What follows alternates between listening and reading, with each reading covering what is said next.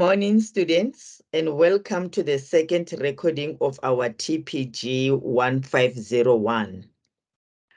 Once more, I'm Dr. MP Maloka, and my contact details are shared as projected in the slides. Important information that I need to share with you is that I will just keep on repeating this. You need to please register on my UNISA and activate your My Life email account. It is because to this date, I still receive the email addresses from private ones, of which UNISA does not allow.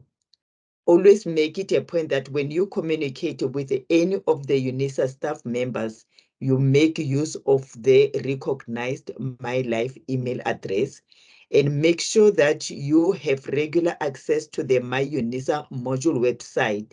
That is where we post most of the crucial information that concerns you there.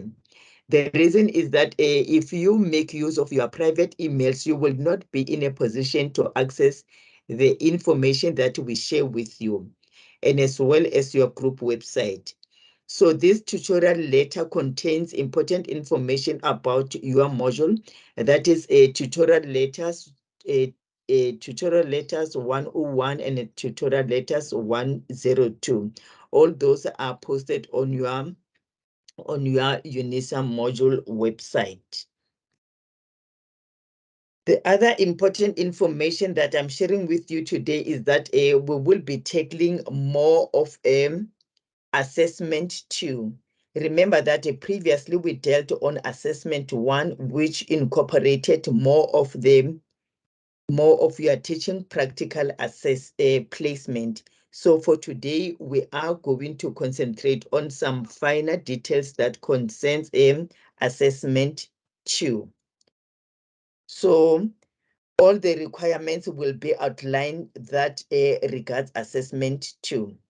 Before I get into this assessment 2, you are reminded that your assessment 1 is due on the 22nd of May 2023. Please ensure that you adhere to the submission date, as no extension will be granted and no negotiations will be entertained after the due date. I'm repeating that on the 22nd May 2023, that will be the due date for assessment 1. Please take your effort and make sure that you are submitting. I've already seen that most of you have already submitted, and I do appreciate that so much. So for those who have not yet submitted, please make it a point that you adhere to the submission due date. I have included here the video link, which will answer the frequently asked questions, as I realize that I keep on receiving the same queries in my emails related to the teaching practical. Hence, I shared this video link. It covers all the aspects as you see in there. That is how you go on with this link. That is, it contains the attendance register, the clarity on the 4 assessment of this module. Remember that today is the second module, so you still have the 2 outstanding modules, which I will come and explain the details regarding that at a later stage. So all in all, our assessments are 4. So, and then this link also contains the teaching practice days, and as well as how they are structured, and as well as any other module related administration issues. You will find the information in the link that is shared in here. And then so now your assessment 2, which incorporates the work you are expected to cover from grade R to grade 3, and the learning areas that are expected to be offered in those grades include the following. That is the mathematics for foundation phase teachers, reading in foundation phase, home language teaching, resources development in foundation phase, inclusive education in foundation phase. All this needs to be covered during your teaching practical sessions. I'm still repeating that in the previous recording that I shared with you, I emphasized that the entire period that you need to spend at your teaching practical site should be 5 weeks. It can be, you can break it in this way: 3 consecutive weeks of your teaching practical, and as well as the two consecutive weeks. All in all, they cover 25 days. We don't want it a point where you go this week, the following week you don't go, or you go 3 times a week or 2 days, which will be loose in that way. That must be consecutive in such a way that your learners will also follow what you are doing. Unlike being in 2 days, the other 2 days you are out, 1 day in, we don't need that. So the way I have broken them out in your previous recording, and also shared the information in your tutorial letters 102, please adhere to that. And then the content of assessment 2 covers the following. This information is also included in your tutorial letter. That is the general assessment 2 information.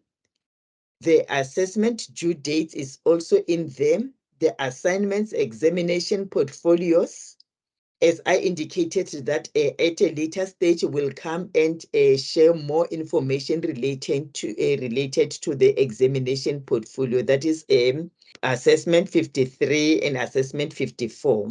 The addendum is also included.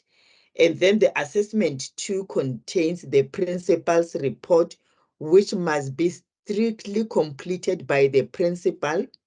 It also contains the mentor's report, which must be completed by the mentor that you are expected to be working very closely with at this stage. The attendance register of the student teacher at school should also be included. The confirmation of teaching practice placement. I believe that at this stage, there's no one who is at the teaching practical sites without having the teaching practice placement. I do expect that you all have the placement and that you are at the school that you are assigned to. This placement should have been obtained from the teaching practice office. So now, what is required after completion? Okay, that is the information regarding the general assessment 2 information. Assessment 1, as I've already indicated, that is the written school form, which is in the form of the placement form. The due date I've already alluded to, that is going to be on the 22nd of May. And this is contributing 10% towards your year mark and serve as an exam admission. Most of you have the tendency of undermining this 10%. It plays a pivotal role in a way that you will not be admitted to the examination should it happens that you fail to submit this, and make sure that this is signed by the principal.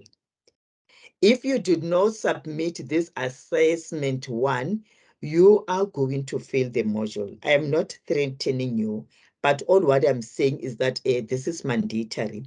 You need to have this. And then assessment 2, the one that we are embarking on today, I'm repeating that it must have the principal's report, the mentor report, the attendance register, and as well as the proof of placement from the teaching practicals office.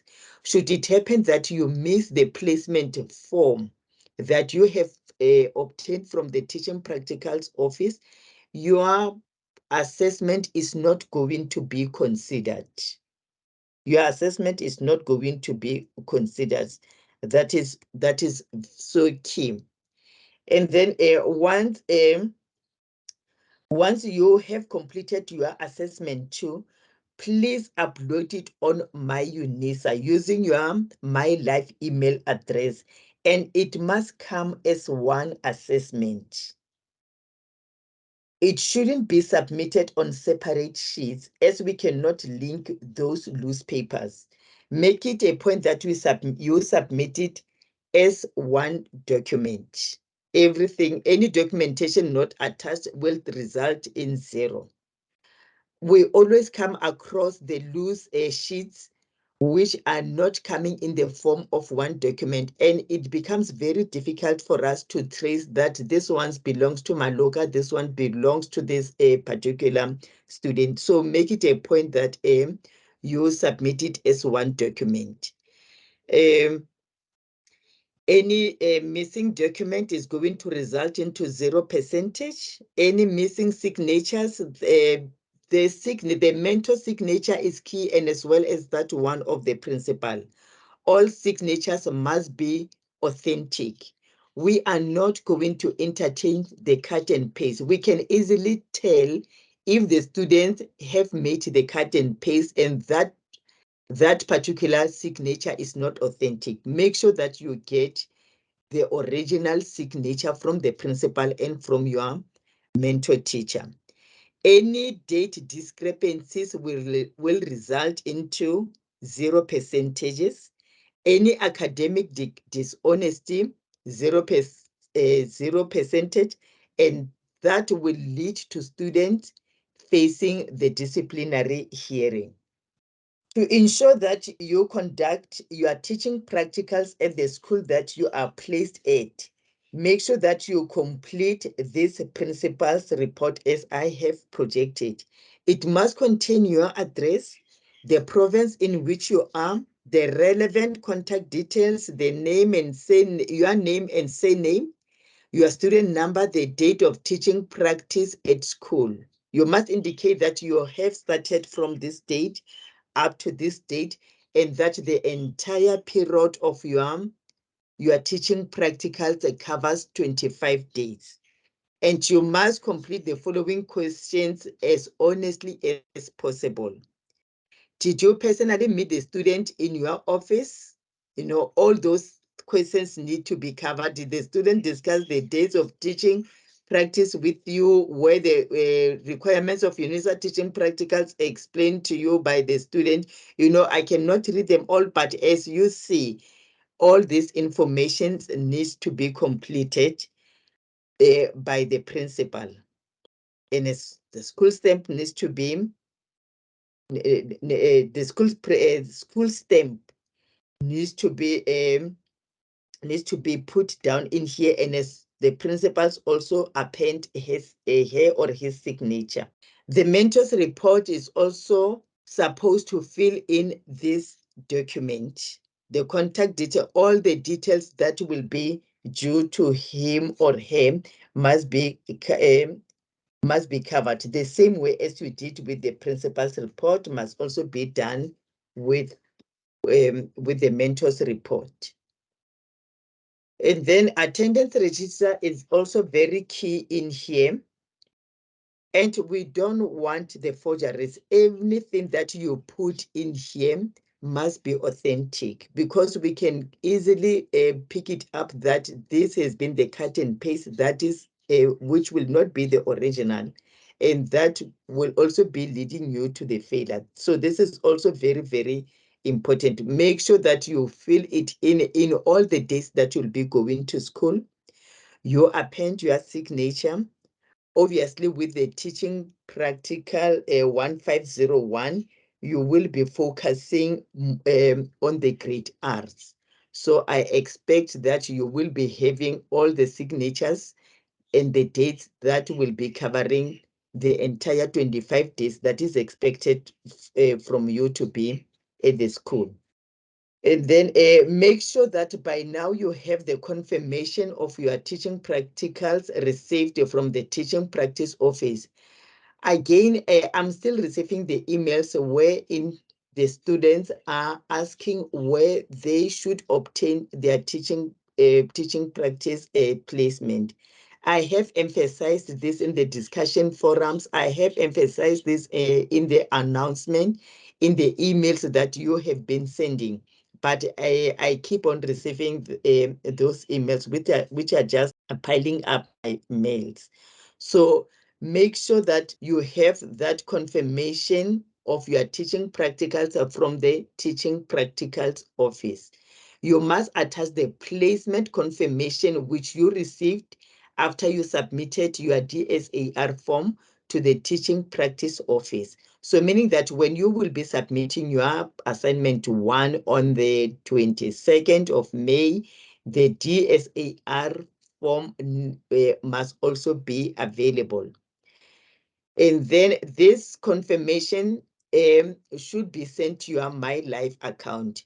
So that is why I have been emphasizing that all those who say that they did not receive the confirmation, it might be those that are making use of their private emails.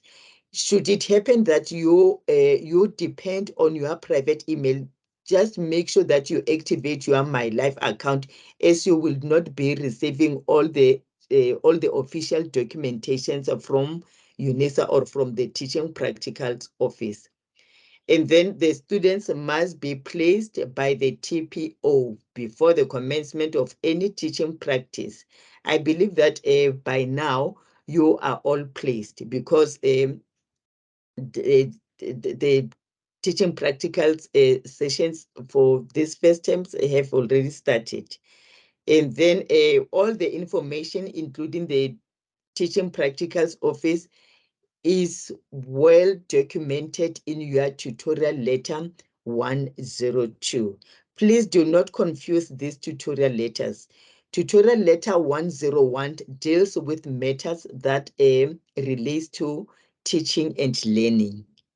And tutorial letter 102 relates to all matters regarding the teaching practicals. So should you have any confusion with the teaching and learning matters, please visit your tutorial letter 101. And regarding the teaching practicals and placement, please visit your 102.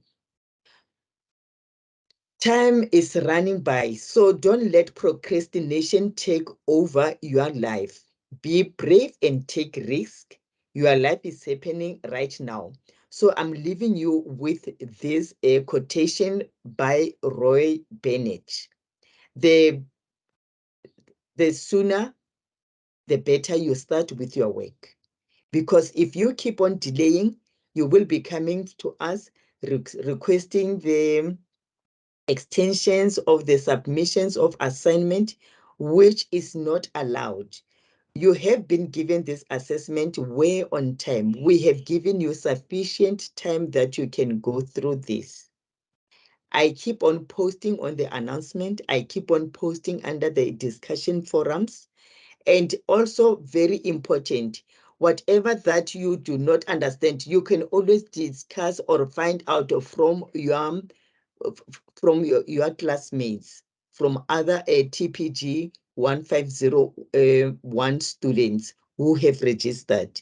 Make it a point that you enter into these discussion forums, because keeping on repeating the same questions sometimes it's just tiring. Sometimes I just ignore such emails, because I have all the necessary information in the recordings, especially the previous ones, and as well as in the announcement, and as well as other tools that I'm using to communicate you with.